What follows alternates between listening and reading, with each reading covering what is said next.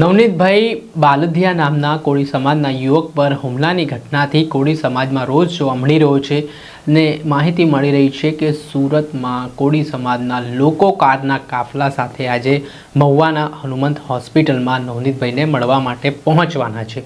ત્યારે શું સમગ્ર મામલો છે, વિગતે વાત કરીએ। વૈષ્ણવજન તો તેને કહીએ જે પીડ પરાઈ જાનાને રે। નમસ્કાર દર્શક મિત્રો, નવજીવન ન્યૂઝમાં આપનું સ્વાગત છે। હું છું ફૈઝાન। કોળી સમાજ હવે નવનીતભાઈના કેસમાં લડી લેવાના મૂડમાં દેખાઈ રહ્યું છે। ગઈકાલે મંત્રી પરસોત્તમ સોલંકીના બંગલે મળેલી બેઠકમાં જે ચર્ચાઓ કરવામાં આવી, એક ડેલિગેશન છે તેમણે મુખ્યમંત્રી સાથે રજૂઆત કરી, મુલાકાત કરીને ત્યારબાદ તાબડતોબ એસઆઈટીને આ કેસની તપાસ સોંપવામાં આવી। હવે આ તપાસના સંદર્ભમાં હવે કોળી સમાજના લોકો પણ આક્રમક મૂડમાં જોવા મળી રહ્યા છે અને સુરતથી આહવાન થયું છે। આજે 100 જેટલા કારના કાફલા સાથે કોળી સમાજના સુરતના લોકો છે તે આજે ભાવનગરના મહુવા હનુમંત હોસ્પિટલ છે તે પહોંચવાના છે। ત્યારે આ મામલે શું કહી રહ્યા છે કોળી સમાજના યુવા આગેવાન, તેમને સાંભળો। કાલે આપણે કામરેજ મોટી સંખ્યામાં બધા ભેગા થયા અને આપણે જે પોલીસ પ્રશાસન ઉપર પ્રહાર કર્યા, બરાબર, એનું આજે આપણે રિઝલ્ટ મળ્યું છે। ડીવાયએસપી ઝાલા મેડમને હટાવી દેવામાં આવ્યા। હવે કહેવાની વાત એ છે કે આજે અહીંયા વાત થઈ એમ નહીં, પણ હું ખુદ એમ કહું કે આજે મારા કન્ટિન્યુ ફોન ચાલુ હતા, કન્ટિન્યુ, અને એમાં જાણવા આપણે એવું મળ્યું, હું ધારાસભ્યનું નામ નહીં લઉં, ક્યારેક આપણે ભેગા બેઠા છે ત્યારે હું ખુલીને કહે કે ધારાસભ્ય એવું કીધું કે છે ને સીએમ ને કેવું હોય તો કહી દેજો, બાકી રાજીનામા દેવા હોય તો દઈ દેવાના છે, બાકી ઢીલું મૂકવા થતું નથી।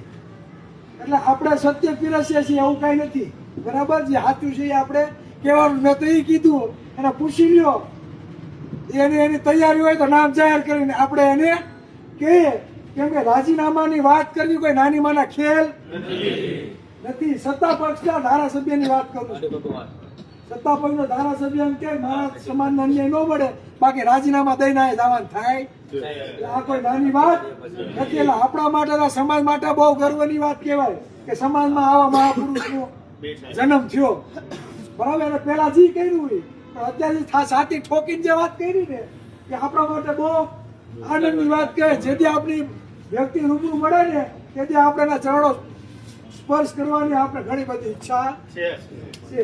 ભલે અત્યારે થતું હોય કે આપણું કઈ હાલતું નથી, કોઈ સાંભળતું નથી, પણ એને એક અંદરથી આવું કીધું કે આપણું કઈ ન થાય તો આપણે અહીંયા રાજીનામું દઈ જવાનું છે। બીજી વાત કે ન્યા જે લોકોએ ચર્ચા કરી, એસઆઈટીની જે નિમણૂક થઈ કે 307 જેવા ગુનામાં એસઆઈટીની ટીમની રચના થઈ, એટલે બહુ મોટી વાત કહેવાય કે આઈપીએસ કક્ષાના દરજ્જાને વધુ આપ્યો।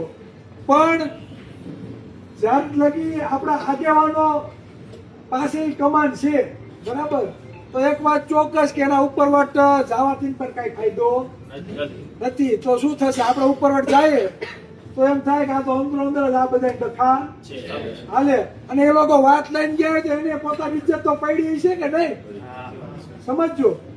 જેટલા એટલા ધારાસભ્યો સાંસદો ગયા ને કાલે સવારે ખાચું કપાડું તો ઇજ્જત કોની જવાની છે, પેલા એની જાય, પછી સમાજની જાય।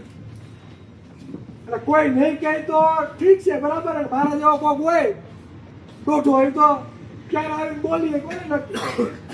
એટલે આપણે સમયની રાહ જોઈએ, બરાબર, પણ જે સમસ્યાનો ઉદ્ભવ થયો છે, બરાબર, એ ઉદ્ભવના હજી માહોલ ક્રિએટ થયો છે, ક્યાંથી થયો? જ્યારે નવનીતભાઈને ઢોર મારવામાં આવ્યો તે પછી નવનીતભાઈ દ્વારા ફરિયાદ લખાવવામાં આવી, અને એ ફરિયાદમાં પોલીસ પ્રશાસનના અધિકારીઓએ મિલીભગત કરવામાં આવી અને ફરજ ઉપર બેદરકારી દાખવવામાં આવી, ત્યાંથી આ વાતાવરણ બધું બન્યું। એટલે ખરેખર નવનીતભાઈને મારનારા જેટલા દોષી છે ને એના કરતા વધારે આરોપી કોણ છે? આ પોલીસ પ્રશાસનના અધિકારીઓ, સમજાય છે? સૌથી વધારે કોણ છે? પોલીસ પ્રશાસનના અધિકારીઓ। એટલે કાયદો બધા માટે સમાન, તમે કાયદા ઉપર બેદરકારી રાખો એટલે એના ઉપર ગુનો બને છે અને બને છે। એટલે હું તો પહેલેથી જ છે ને કહેતો આવું કે પીઆઈ ડીવાયએસપી છે ને એના વિરુદ્ધ લેખિત આપણે આપવાની છે અને આપવાની છે. જે આગેવાનો છે એટલે આપણે કઈ ઢીલું પડી જવાનું નથી. નકર પાયલ ગોટીનો છે હજી 1.5 વર્ષ થયા રિપોર્ટ નથી આવ્યો એમ કદાચ આપણો હોતો નહીં ન આવે. એટલે આપણી જે લડત છે એ ચાલુ રહેવી જોઈએ. એટલે આપણે સુરતની ટીમ બરાબર હજી આપણે નવનીતભાઈ પાસે ગયા નથી. એટલે આપણે એક તૈયારી કરીએ, નવનીતભાઈ પાસે જઈ આવીએ, ખબર અંતર પૂછી આવીએ અને લેખિત બરાબર આપણે એસપી ને આપણે આવતા રહે. એનું મેન કારણ હું એસપી ને જયારે આપવા જાય તો એસપી ને આપણે કેવું પડે કે ભાઈ પીઆઈએ બરાબર જેના હાથમાં ચાર્જ હતો અજાણ્યા શખ્સો લખ્યું તો પીઆઈ ખરેખર ગુનાના દાયરામાં છે. તો એસપી તરીકે તમે શું કર્યું ભાઈ? તમે પીઆઈ ઉપર ગુનો કેમ દાખલ ના કર્યો? આ સવાલો કેને કરવાના છે? એસપી ને. આપણે કે ની ગુના દાખલ કરે તો એનું કામ શું છે ભાઈ? આપણે કહીએ અને આપણે બતાવીએ કે ફલાણી કલમ મુજબ આ પીઆઈ ઉપર ગુનો દાખલ થાય છે તો એસપી નું કામ શું છે? બીજું એસઆઈટી ની રચના થઈ એટલે બધાને સ્વીકાર્યું રહ્યું કે પોલીસ અધિકારીઓની ક્યાંક ને ક્યાંક ભીની બેદરકારી છે એટલે એસઆઈટી ની રચના કરવામાં આવી છે. એટલે આની પહેલા જે પણ લોકોએ તપાસ કરી છે એ બધા ફરજ બેદરકારીમાં અને મિલી ભગતમાં બધા આવે છે. એટલે એના ઉપર પણ લીગલી એક્શન લેવા જોઈએ. એટલે અત્યાર લગી ખાલી મૌખિક વાતો કરી છે કે ફલાણો પીઆઈ કે ફલાણા ડીવાયએસપી આમ કર્યું છે પણ આપણે લેખિત કર્યું નથી. એટલે લેખિત આપવાનું એ કે આપણે એસપી ને લેખિત આપીએ અને એસપી પાસે સત્તા છે કોઈ પણ પોલીસ બેદરકારી રાખે કોઈ બી પોલીસ કર્મચારી તો એસપી ગુનો દાખલ કરી શકે. એ ન કરે તો પછી આપણે કોર્ટમાં જજને આપણે લેખિત કરી શકીએ.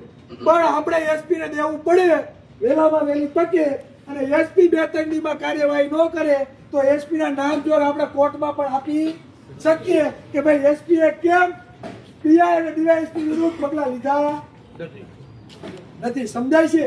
એટલે આ જે ઓર્ડરો થયા છે પીઆઈ ના અને ડીવાયએસપી ના ઉપરથી થયા છે, કોઈ એસપી એ કર્યા નથી. સમજાય છે? એટલે મારી એક જ વાત છે કે ભાઈ આપણે બગદાણા જાય નવનીતભાઈ ની ખબર અંતર પૂછીએ અને બપોર પછી એસપી ને આપણે લેખિત રજૂઆત કરીએ. બરાબર? ત્યાં જેટલા પણ આગેવાનો છે એ બધા સાથે વાતચીત થઈ છે. એને કીધું છે બુધવારે આવો તો મોસ્ટ વેલકમ. બુધવાર પછી તમે આવો, અમે તમારી સાથે આપણે એસપી ને લેખિત આપી આવીએ. બરાબર? તો જો આપણે જવું હોય તો કાલે બધા સહિયારે બધા જઈએ, નવનીતભાઈ ને ખબર અંતર પૂછી લઈએ અને બપોર પછી જો બાપાના દર્શન કરવા હોય દર્શન કરીને આપણે એસપી પાસે પહોંચે. આપણે ત્યાં કઈ ધમાલ કરવા જવાની નથી. આપણે તો લેખિત રજૂઆત કરવા જવાની છે જે આપણો હક છે. બરાબર? અને બીજું ઈ ખાસ એક નોંધ લેવાની છે અને હવે આ દક્ષિણ ગુજરાતમાં જાય ને ત્યારે કહેવાનું છે કે જેના મત નથી એ ગૃહમંત્રી બનીને બેઠા અને આખા ગુજરાતને ખબર હતી કે સોમવારે કોળી સમાજના બધા આગેવાનો એમએલએ ધારાસભ્ય ગાંધીનગર ગૃહમંત્રીને અને મુખ્યમંત્રીને મળવા આવવાના છે. બરાબર? તો આપણા ગૃહમંત્રી ત્યાંથી કલટી મારી રાજકોટ વયા ગયા. આપણા બધી ચૂંટાઈ ભાઈ ધારાસભ્ય બન્યા. બરાબર? ગૃહમંત્રી બની ગયા અને આપણે મોઢું બતાડીને ભાગે. બરાબર? તો એને બીજી વખત મત ન અપાય, એને ઘરે બેહાડી દેવાય. એટલે આપણે હવે જયારે પાછા એ વિસ્તારમાં જવું એટલે કહેવાનું છે આપણા ભાઈઓને. બરાબર? કે જેથી આપણે રજૂઆત કરવા ગયા હતા 40% કોળી સમાજના જેના મતથી સરકાર બને છે. બરાબર? હવે એની રાહ ન જોઈએ. જો મોટું ફેરી નહીં જાય તો એવા ગૃહમંત્રીને આપણે કઈ જરૂર નથી. એટલે એને મત પણ આપવાના નથી. જેવા સાથે તેવા થવું પડશે. નકર રહેવું પડે ને. આખા ગુજરાતને ખબર હતી. બરાબર? અને આપણું નો રાખે કઈ ને આપણે આગેવાનનું તો રાખવું જોઈએ ને. હે એ કઈ મોટી બધી તોપ છે કઈ નહીં. આપણે બેસાડા છીએ આપણી રક્ષણ માટે. તો આ ભાઈ તો વયા ગયા રાજકોટ અને મને તેવાય સમાચાર મળ્યા કે રાહ જોતા હતા આપણા લોકો એ આવે પછી એને લેખિત રૂપનું રજૂઆત કરે પણ ભાઈ આવ્યા જ નહીં. એટલે આપણે એક નોંધ લેવા જેવી બાબત છે. છે. એટલે હવે જો કાલે આપણે નીકળવું હોય બરાબર તો સહિયારા પ્રયત્ન થઈને બાપા બજરંગ દાદા બાપાનું નામ લઈને આપણે અહીંથી શરૂઆત કરીએ. બરાબર, નવનીતભાઈની મુલાકાત લઈને પછી બગદાના દર્શન કરી ત્યાંથી આપણે ભાવનગર એસપીની મુલાકાત કરીને આપણે આપણે સાંભળ્યા હતા સુરતના કોળી સમાજના યુવા આગેવાનને. તેમણે જે હુંકાર ભર્યો છે ને જે કાફલાની વાત કારની ચાલી રહી છે ત્યારે હવે કઈ રીતની સ્થિતિ છે તે રાત સુધીમાં જોવા મળે છે તે જોવું રહ્યું. દર્શક મિત્રો, આ ઘટનાથી જોડાયેલા પડે અપડેટો આપના સુધી પહોંચાડતા રહીશું, એટલે નવજીવન ન્યૂઝ જોતા રહો.